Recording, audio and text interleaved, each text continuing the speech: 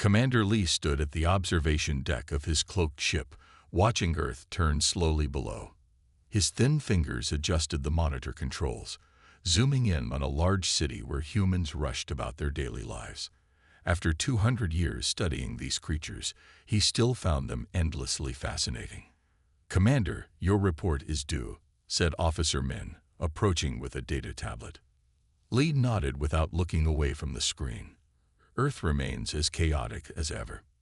The Galactic Confederation had been monitoring Earth since humans first sent radio waves into space. Thousands of ships, hidden beyond human detection, watched and recorded. Lee commanded just one of many observation vessels. "These humans are strange," Lee said, pointing to footage of a military test. "Look how they destroy their own inventions to make them stronger. They create, then break, then improve." Min frowned. "They seem dangerous." "They could be," Lee agreed. "They wage war against themselves constantly, yet they advance faster because of it. Their creative problem-solving may pose a threat someday." Lee finished his report that evening, adding his usual warning about human potential. For years, the Confederation Council had ignored his concerns. Humans were primitive, centuries away from true space travel. Their weapons were basic, their bodies fragile. Why worry? But Lee worried. He had watched them go from horse-drawn carriages to space stations in just a few generations. He had studied their stories, their dreams of meeting aliens, sometimes as friends, often as enemies to defeat. They imagined threats from space, he told Min during dinner in the ship's dining hall. And then they prepare for them, even without evidence. 3 weeks later, disaster struck. Scout Ship 17, piloted by the young Officer Dae, suffered a critical engine failure while flying too close to Earth's atmosphere. Lee watched in horror as the small craft spiraled toward the planet's surface. "Can we intercept?" he demanded. "Too late," the tracking officer replied. "It's entering the atmosphere." The ship's emergency systems tried to guide it toward ocean waters, but the damaged craft crashed instead in a remote forest. All crew members died on impact. Lee immediately reported the incident to Confederation headquarters, requesting permission to retrieve the wreckage. "Denied," came the response.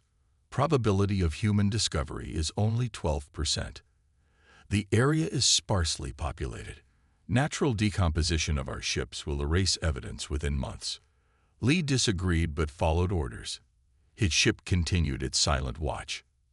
6 months later, a human vehicle approached the crash site. Lee's monitoring systems focused on a small team hiking through the forest. A woman led them, consulting a device in her hand. "Radiation readings," Officer Min explained. "They're tracking residual energy from the crashed ship." The woman reached the impact zone first. Dr. Park had spent her career searching for evidence of extraterrestrial life. Her university colleagues laughed at her theories. The government ignored her requests for funding. But her radiation detectors had picked up unusual readings, and she had followed them here, using her own money and bringing only her most trusted assistants. When she saw the strange metal gleaming among fallen trees, she stopped breathing for a moment. "This changes everything," she whispered, running her fingers along the alien alloy. Lee watched this discovery with growing alarm. Dr. Park didn't contact government authorities as expected. Instead, she arranged for private transportation of the wreckage to her laboratory. She assembled a team of scientists who worked in secret. "We must report this development," Min insisted. Lee sent urgent messages to the Confederation Council. This time, they responded immediately. Emergency meetings began. Meanwhile, Dr. Park made breakthrough after breakthrough. The alien materials exhibited properties unknown to human science. The power systems, though damaged, suggested energy generation methods centuries beyond current technology. Word spread among selected scientific communities. Eventually, government intelligence agencies detected the unusual activity. Rather than shutting down Dr. Park's operation, they joined it. Within 8 months of the crash, 6 major Earth governments were sharing information about the alien technology. engineers began creating prototype systems based on the crashed ship. Lee's observation team recorded all of this with increasing concern. "They're advancing too quickly," Lee reported to the Council. "What might have taken them a century, they'll achieve in years." The Confederation Council debated endlessly. Some members argued for immediate first contact, controlled, diplomatic, on Confederation terms. Others insisted Earth should remain isolated until humans matured culturally. A third faction grew stronger each day. Those who viewed humans as an emerging threat that should be eliminated before they reached the stars. On Earth, Admiral Kim received a top-secret appointment. A decorated naval officer known for unconventional tactics and strategic brilliance, he was the perfect choice to lead what would become humanity's first true military space vessel. "We don't know their intentions," Kim told the assembled international leaders at his briefing. "But we must prepare as if they mean us harm." History teaches us that technologically advanced civilizations rarely treat less advanced ones with respect. Lee observed these developments through increasingly sophisticated surveillance. Humans had already adapted the alien scanning technology to sweep for observation ships. Soon, the Confederation fleet would need to maintain greater distance. "They're building something large," Min reported one day. "Underground facilities on their moon. Massive power requirements." In the Confederation Council chambers, debates turned heated. "They've discovered us," Councillor Tak announced grimly, displaying Lee's latest reports. "We must decide now. Initiate contact or eliminate the threat." The militant faction, led by General Sol, argued forcefully. "We've seen this pattern on 100 worlds. Once a species discovers external threats, they militarize. Humans are uniquely aggressive. They will not join peacefully." Councillor Ray, representing the diplomatic faction, disagreed. "Their art, their music, their capacity for cooperation despite differences, all suggest potential for peaceful integration." As the Council argued, humans worked tirelessly. Admiral Kim oversaw construction of a vessel unlike anything Earth had seen before. The engineering team incorporated principles from the alien wreckage, but modified them with human innovations. "They don't think like us," Dr. Park explained to Kim. "That gives us an advantage. We can use their technology in ways they might never imagine." Lee watched Earth with a growing sense of unease. In just 2 years, humans had taken a quantum leap forward. His reports became increasingly urgent.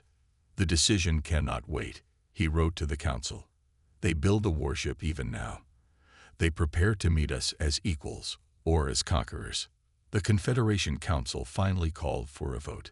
The outcome would determine Earth's fate: peaceful contact, continued observation, or preemptive destruction.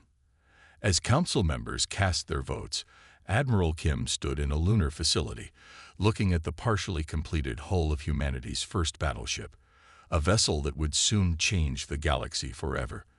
For the first time in human history, the leaders of Earth's most powerful nations sat together without arguments. In a secure underground facility, they looked at the evidence of alien presence without speaking. Photos of the crashed ship, materials analysis reports, and energy readings filled the screens around them. "They have been watching us," said the American president finally. "For how long, we don't know. And they are deciding our fate," added the Chinese premier. "We cannot wait for their decision." Within days, a historic agreement was signed. Old enemies became allies. Secret funds were redirected. Military resources were pooled. Project Leviathan was born. Admiral Kim walked through the newly constructed lunar base, his footsteps echoing in the cavernous chamber carved deep beneath the moon's surface. Workers from a dozen nations moved with purpose, installing equipment and building infrastructure. "Progress report," he said to Chief Engineer Sung, who was examining blueprints on a large digital table. Sung looked up, her eyes tired but bright with excitement. "We're ahead of schedule. The main hull frame is already 30% complete." Kim nodded, looking through the window to the enormous construction bay below. The skeleton of a massive ship was taking shape, its frame stretching nearly 2 kilometers. Hundreds of workers in spacesuits moved around it like ants on a fallen tree. "And the propulsion system?" Kim asked. "That's where we're making the most interesting discoveries." Sung pulled up new diagrams. "The aliens use a standard fusion approach, but they never thought to combine it with our theoretical quantum displacement concepts. Will it work?" Kim's face remained serious. "Better than their systems." Sung smiled. "The beauty of our design is that it doesn't follow conventional alien logic. We're creating something they won't understand." Meanwhile, in another section of the lunar facility, Dr. Ju calibrated the neural interface that would become the ship's brain. Unlike conventional computers or the computational systems found in the alien wreckage, this was something entirely new. "Connect the primary neural net to the simulation chamber," she instructed her team. "Let's see if the response patterns match our predictions." The hybrid technology combined human brainwave patterns with advanced computing systems. Dr. Ju had spent years mapping human intuition and creativity, the very traits that made humans unpredictable to logical aliens. "We're giving this ship a human soul," she told her team as they activated the system for the first time. The screens around them lit up with complex patterns that resembled human brain activity, but on a massive scale. "Is it conscious?" asked a young assistant. "Not exactly," Dr. Ju explained, "but it can make intuitive leaps. It can recognize patterns without being programmed specifically to look for them. It can even feel something like curiosity." On the other side of the solar system, Commander Lee received new orders. His observation ship was to maintain greater distance from Earth. The humans had developed detection systems that might spot Confederation vessels. "They advanced too quickly," he told Officer Min as they repositioned their ship. "The Council should have listened years ago." In the Confederation Council chambers, the diplomatic faction was losing ground. General Han, a veteran of 3 interspecies conflicts, addressed the assembly with growing support. "Look at their history." Han projected images of human wars, weapons, and military exercises. "They solve problems through conflict. They prepare for wars they haven't even encountered. They will be a plague upon the galaxy." Han pointed to new data from the observation fleet. "They build in secret. Their lunar construction cannot be for peaceful purposes. We must strike now while they remain confined to their system." Councillor Ray stood in opposition. "We have observed thousands of species. Many appeared threatening before making contact. Violence should be our last option." "It will soon be our only option," Han countered. "Each day they grow stronger." Back on the moon, construction accelerated. The Leviathan's hull now incorporated materials developed from the alien ship's remains, but modified by human engineers. Unlike conventional materials that reflected scanning beams, these absorbed them, making the ship nearly invisible to standard detection methods. "Try scanning section C7 again," Engineer Sung instructed the testing team. The scanner passed over the hull plate and showed nothing but empty space. "Perfect," she said. "Now apply the same treatment to the engine housings." Admiral Kim spent most days coordinating between different teams, ensuring that the international cooperation continued smoothly.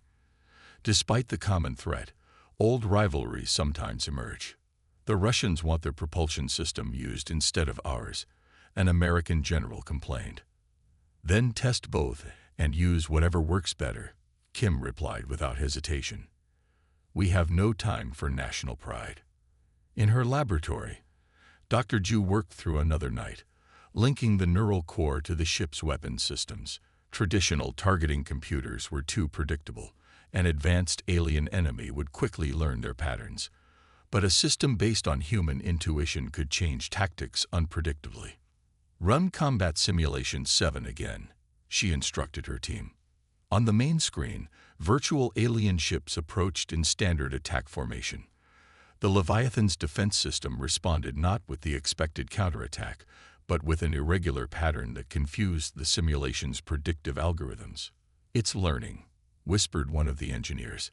"Each simulation, it tries something new." "That's what will keep us alive," Dr. Ju said. The aliens won't expect this kind of adaptation. 16 months into the project, the Leviathan was taking its final shape. Its massive hull gleamed dully under the construction lights. Workers installed the last of the outer armor plates, while engineers tested system after system. Admiral Kim stood with the project leadership, looking at their creation. "Will it be enough?" asked the UN Secretary-General, who had traveled to the moon for a final inspection. "It has to be," Kim replied. "We've incorporated everything we know about their technology, plus innovations they've never seen." In the Confederation Council, the vote finally came. After years of debate, the militant faction had won. General Han received authorization to assemble an attack fleet. 60 warships gathered at the edge of Earth's solar system, preparing for what they expected would be a swift and decisive strike. "Their defenses are primitive," Han told his fleet commanders. "Their orbital stations have minimal weapons. We will destroy these first, then target their military installations." One commander raised a concern: "And this lunar construction project?" "A priority target," Han replied. "But our intelligence suggests it is years from completion." As the alien fleet prepared for attack, Engineer Sung made a final check of the Leviathan's engines. Dr. Ju calibrated the neural core one last time, and Admiral Kim gathered his command crew, the best officers from nations that had once been enemies. "We don't know when they will come," Kim told them, "but when they do, we will be ready." Deep in the ship's core, the neural system processed information from hundreds of sensors monitoring nearby space. It detected subtle disturbances at the edge of the solar system, the gathering alien fleet. Without being instructed, it began running battle simulations. The morning began like any other on Earth. People went to work, children attended schools, and life continued in its normal rhythm. Few knew about the alien threat or the massive ship hidden beneath the lunar surface. At 10:17 a.m. Greenwich Mean Time, everything changed. The first attack struck Earth's largest orbital station. The research platform, home to 200 scientists, exploded in a silent flash of light.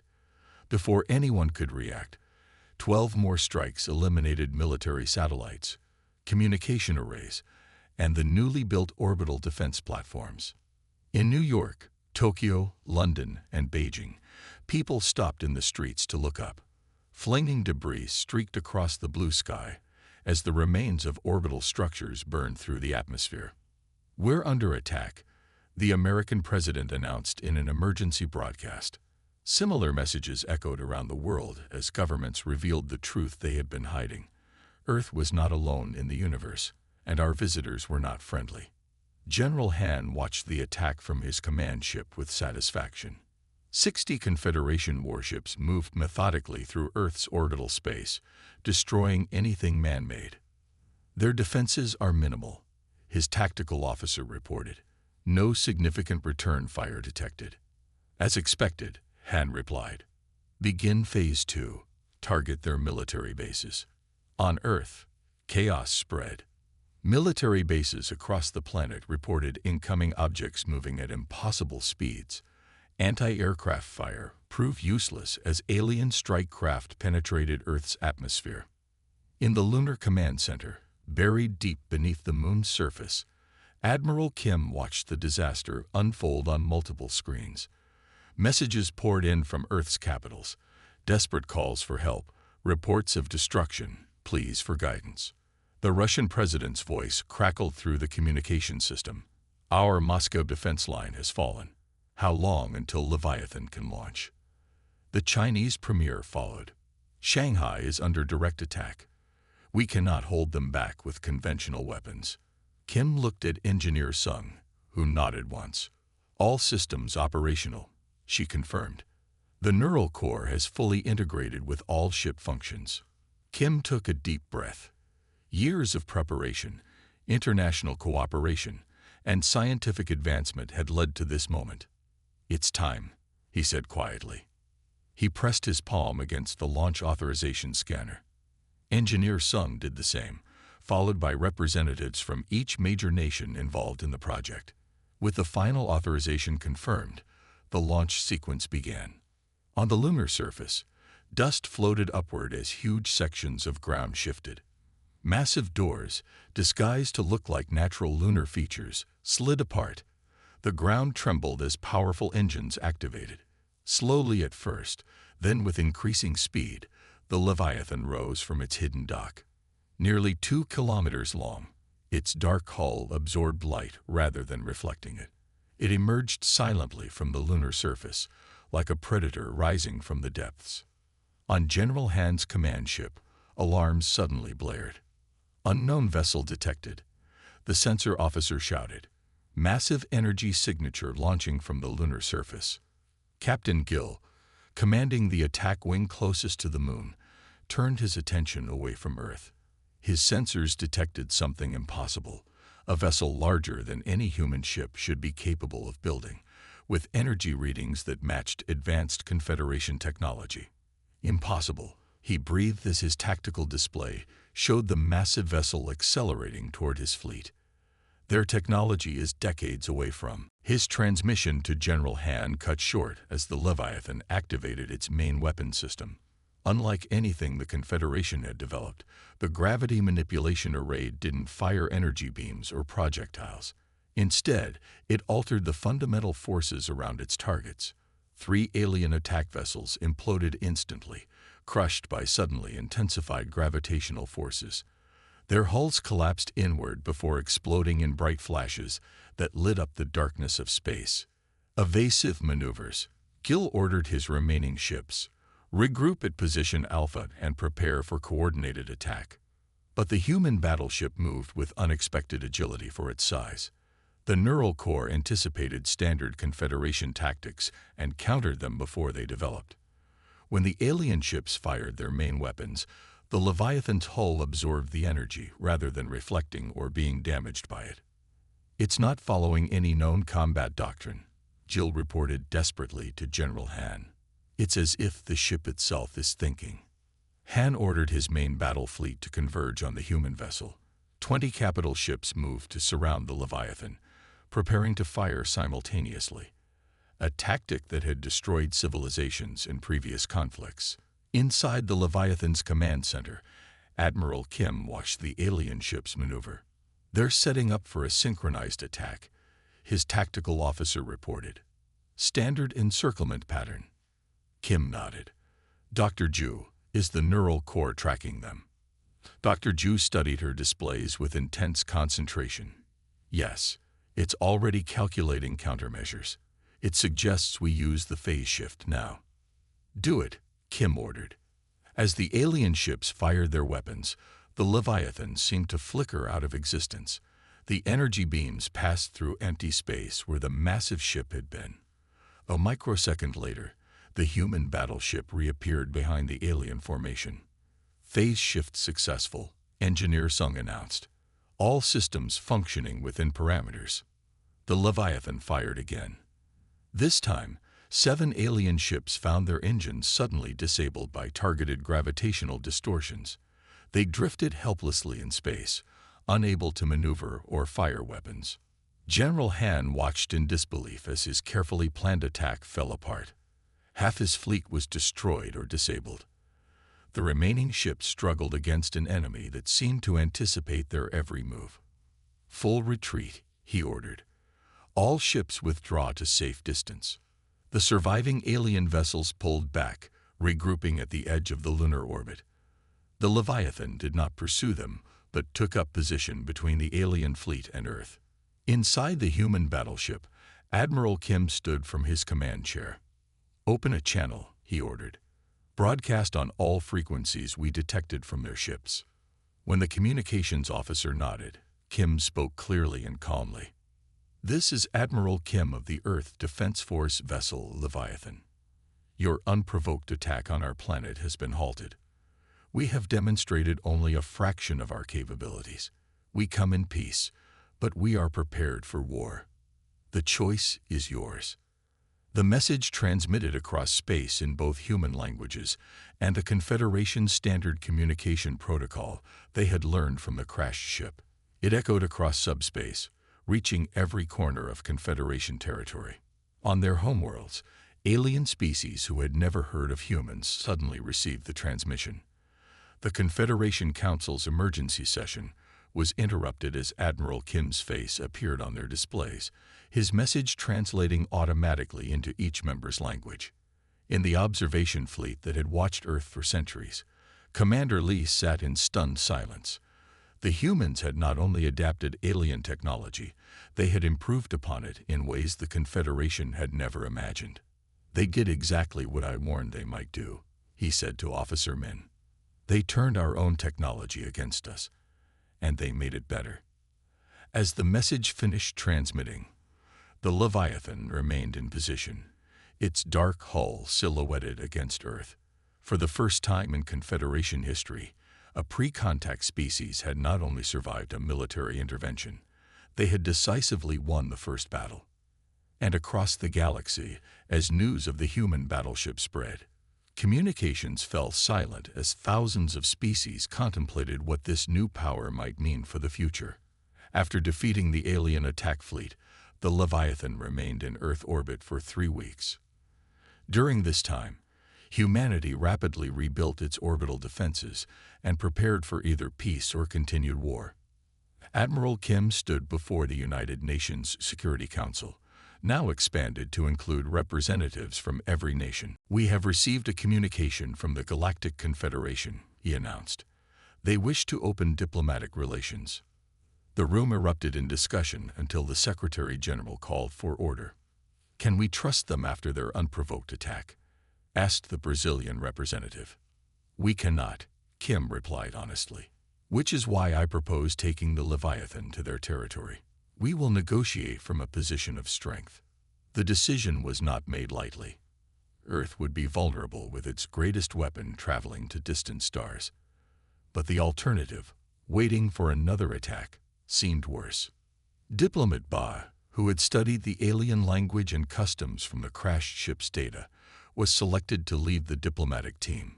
Her background in international conflict resolution made her the ideal candidate. "We have much to learn about them," she told Kim during mission preparations, "but they also have much to learn about us. We must demonstrate strength while extending friendship." 2 days before departure, Engineer Sung made a final report on the ship's enhanced propulsion system. "The modified drive will allow us to reach the Confederation's central system in 15 days, she explained. "Their fastest ships would need 3 months for the same journey." Will they see this as another threat? Kim wondered. "Probably," Dr. Ju answered. "The neural core suggests they value technological superiority. Our advancements will unsettle them." On launch day, the Leviathan departed Earth orbit with a crew of 500 military personnel, scientists, engineers, and diplomats from 27 nations. As the massive ship accelerated beyond the solar system, its new drive engaged.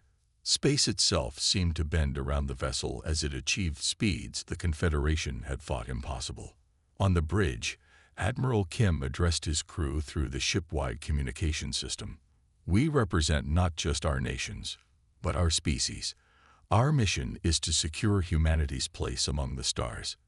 We go not as conquerors, but as equals deserving respect."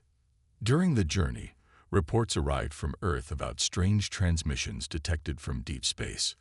The Confederation was talking about them, spreading news of the human battleship that had defeated their attack fleet.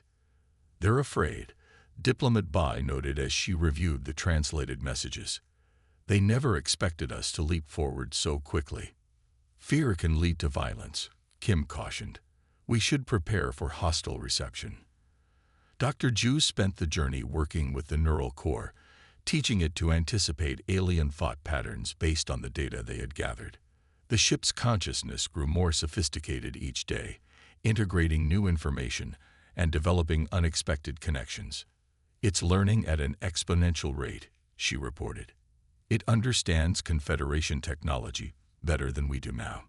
On the 15th day, the Leviathan emerged at the edge of the Confederation's central system, a densely populated region with 7 inhabited planets circling a bright yellow star. The sudden appearance of the massive human ship caused immediate panic. Civilian vessels halted their normal traffic. Thousands of small craft docked at the nearest stations. Military vessels moved to defensive positions but maintained a respectful distance, having witnessed recordings of the Earth battle. "We're receiving a transmission," the communications officer announced. "They're directing us to a position near their main diplomatic station." The Leviathan moved slowly through the system, its dark hull drawing stares from countless alien observers. Through the ship's external cameras, the crew caught their first glimpses of alien architecture, enormous orbital structures that dwarfed even Earth's largest planned projects. "Their central station is bigger than Manhattan," someone whispered on the bridge. When they reached the designated position, Admiral Kim selected a small team to travel by shuttle to the diplomatic station. He would lead them personally, along with Diplomat Ba, Dr. Park, and representatives from each Earth continent. "The Neural Core has detected unusual ship movements," Dr. Ju warned before they departed. "3 vessels are moving on an intercept course with your projected shuttle path." "Confederation security?" Kim asked. "No," she replied. "Their signatures don't match official vessels. The Corps believes they may belong to a species called the Vora. They opposed peaceful contact in the council debates." Kim nodded. "Keep the Leviathan ready, but take no action unless we're directly threatened." The shuttle departed from the battleship's massive hangar bay. As it traveled toward the diplomatic station, 3 sleek vessels suddenly appeared from behind a small moon. Their weapons charged visibly. "Incoming transmission," the shuttle pilot reported. "They're ordering us to turn back. They say humans are not welcome in civilized space." "Maintain course," Kim ordered calmly. Informed the Leviathan. The 3 alien vessels fired warning shots across the shuttle's path. When the human craft continued forward, they moved to surround it. From the Leviathan, the Neural Core tracked every movement. It calculated possible attack patterns and prepared countermeasures. When the lead Vora ship locked weapons on the shuttle, the battleship acted. 3 precise energy pulses struck the alien vessels, not to destroy, but to disable specific systems. Their weapons went offline. Their engines froze. They drifted helplessly in space. All this happened in less than 5 seconds. The shuttle continued unharmed to the diplomatic station, where a reception committee of stunned Confederation representatives awaited. Many had just witnessed the Leviathan's surgical precision on their monitors. "I apologize for the incident," said Counselor Ray, stepping forward to greet the humans. "The Vora do not speak for the Confederation." "We understand," Diplomat Bay replied in nearly perfect Confederation standard language. "Different perspectives exist in any diverse community." The alien representatives seemed shocked to hear their language spoken by a human. They led the delegation through grand hallways to a circular chamber where delegates from 12 major species waited. "The Vora ships, are their crews injured?" asked one representative with obvious concern. "They are unharmed," Admiral Kim assured them. "We disabled their vessels without damaging life support or crew compartments." "You could have destroyed them easily," noted General Sol, who had replaced the disgraced General Han. "We could have annihilated them," Admiral Kim agreed, meeting the alien general's 4 eyes directly. "Instead, we chose restraint." This statement rippled through the chamber. The human capacity for both overwhelming force and calculated mercy confused many of the alien representatives. As formal negotiations began, Diplomat Ba presented Earth's position with clarity and confidence. Humans desired peaceful relations, technological exchange, and recognition as a sovereign species with the right to develop without interference. "We also request an explanation for the unprovoked attack on our planet," she added, "and assurances that such aggression will not be repeated." The Confederation representatives exchanged uncomfortable glances. No species had ever entered diplomatic relations by first defeating a Confederation fleet. The established protocols for integrating primitive species simply didn't apply to humans. While discussions continued on the diplomatic station, something unusual happened throughout Confederation space.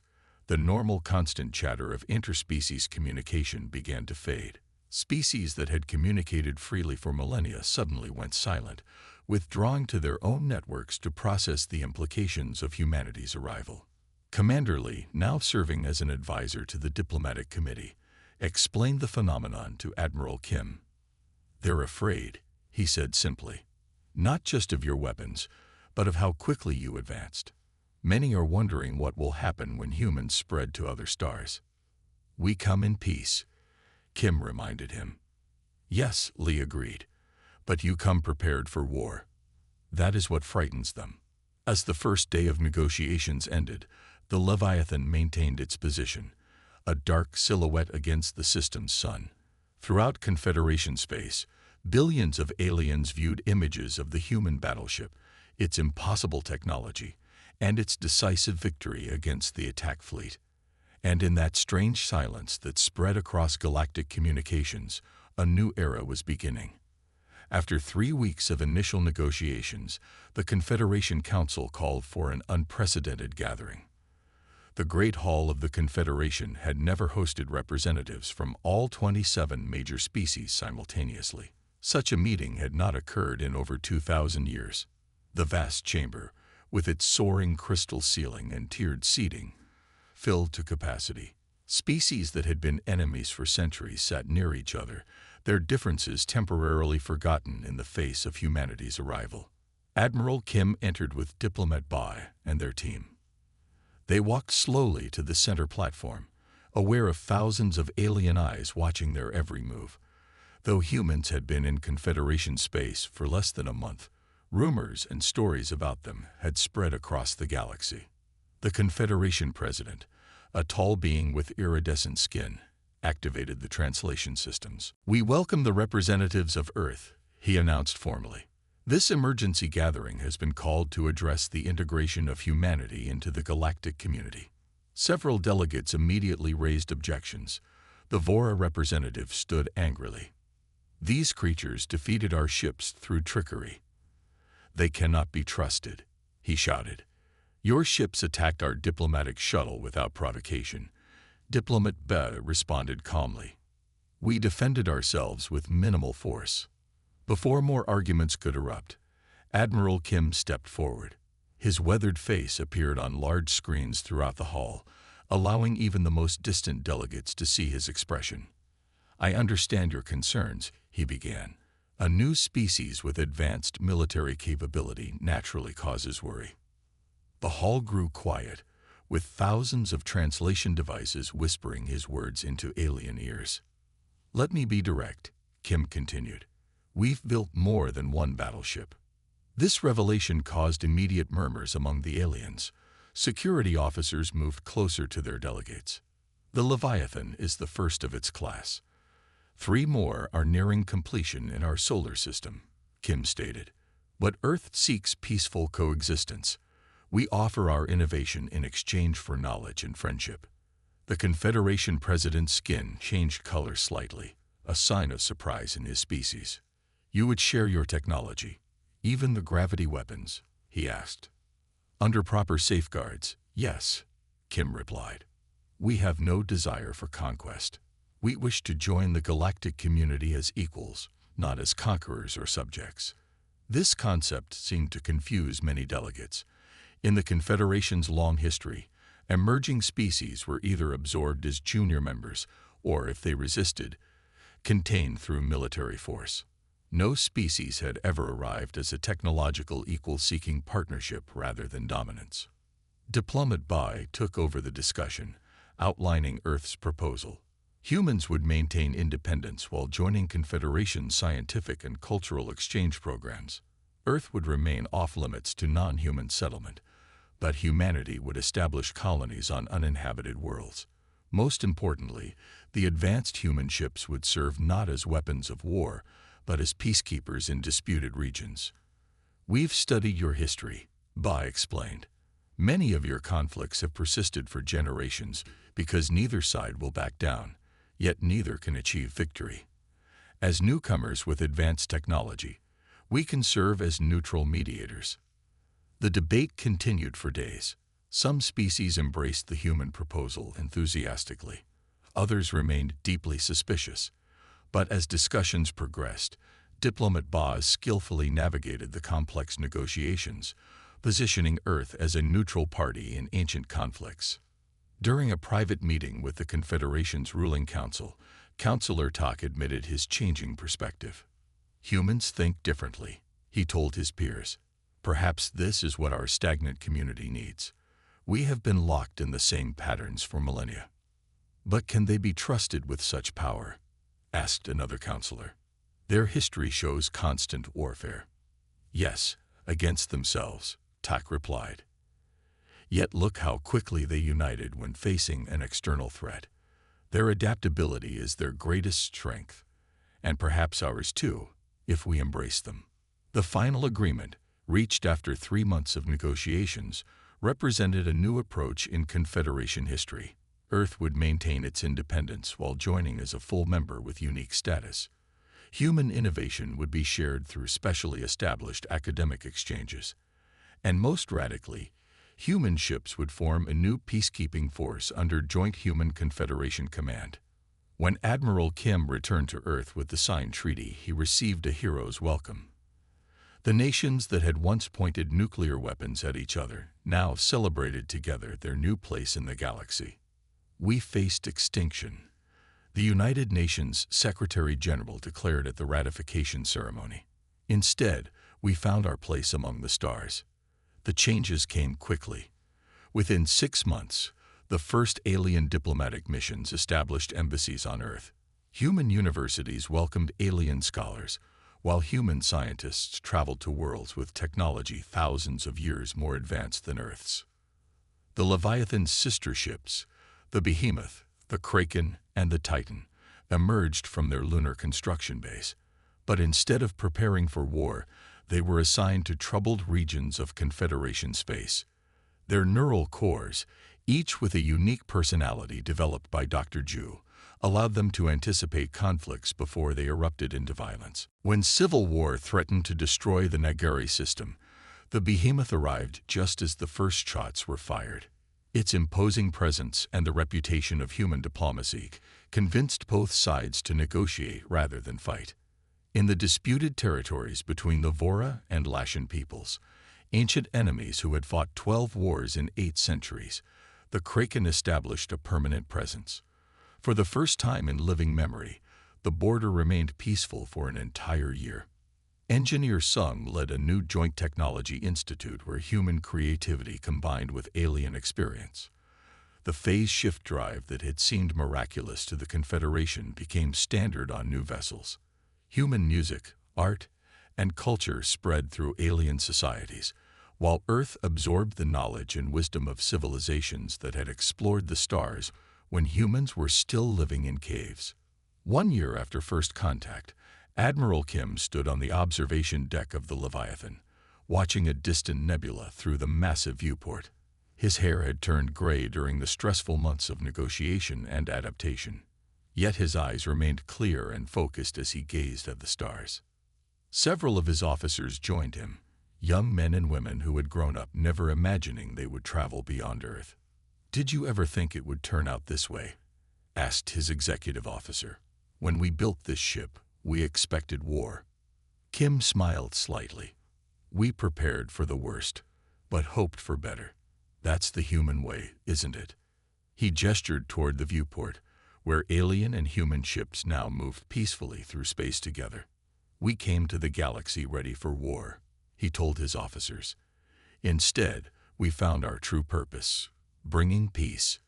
On the bridge below, the neural core monitored thousands of communications, learning and growing with each interaction. It had been designed for battle but now coordinated diplomatic missions and cultural exchanges. Like humanity itself, it had adapted to a new role in the universe. And across the galaxy, the silence that had greeted humanity's arrival had been replaced by conversation, exchange, and growth. New possibilities emerged as human innovation combined with alien wisdom, creating something greater than either could have achieved alone. The galaxy would never be the same again, and neither would humanity.